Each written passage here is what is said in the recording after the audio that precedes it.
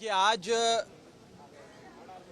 लगभग 65 राज्यसभा के सांसदों ने मणिपुर पे चर्चा का नोटिस दिया और ये कहा एक लंबी और एक विस्तार से मणिपुर पे चर्चा सदन के भीतर हो।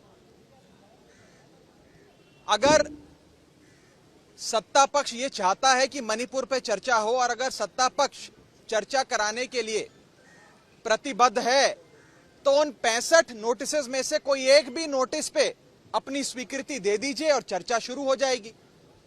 केवल सदन में आकर ये चिल्लाने से कि हम चर्चा चाहते हैं, चर्चा नहीं होगी।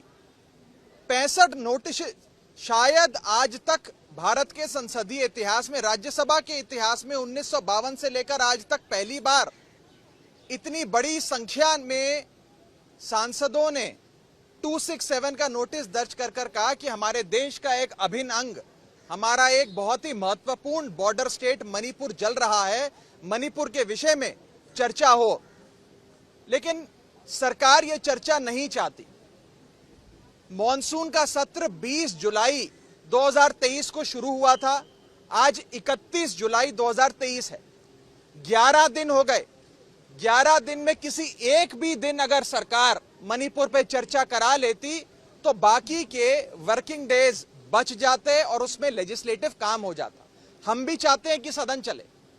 और आज मुझे याद आता है उस समय के leader of opposition Arun Jaitley ji और उस समय की नेता विपक्ष सुषमा स्वराज जी लोकसभा की, उनके कथन की याद आती है कि कभी कभी सदन में विपक्ष की आवाज सुनवाए जाने के लिए अगर आपको अपनी आवाज बुलंद करनी पड़े तो उससे लोकतंत्र मजबूत होता है, लोकतंत्र कमजोर नहीं होता।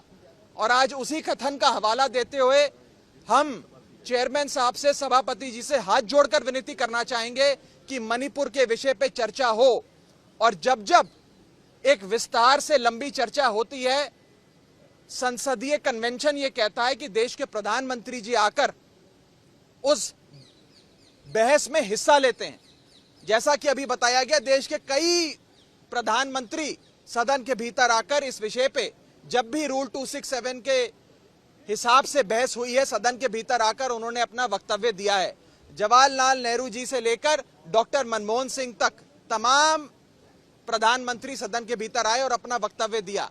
इसीलिए हम चाहेंगे कि as head of the government honourable prime minister भी पार्लियामेंट में आए। दोनों में से जो सदन उन्हें पसंद है, लोकसभा पसंद है तो लोकसभा, राज्यसभा पसंद है तो राज्यसभा, दोनों में से किसी भी सदन में आकर मणिपुर पे अपनी बात रखें और सरकार क्या कदम उठाने जा रही है इस विषय से पूरे देश को अवगत कराएं।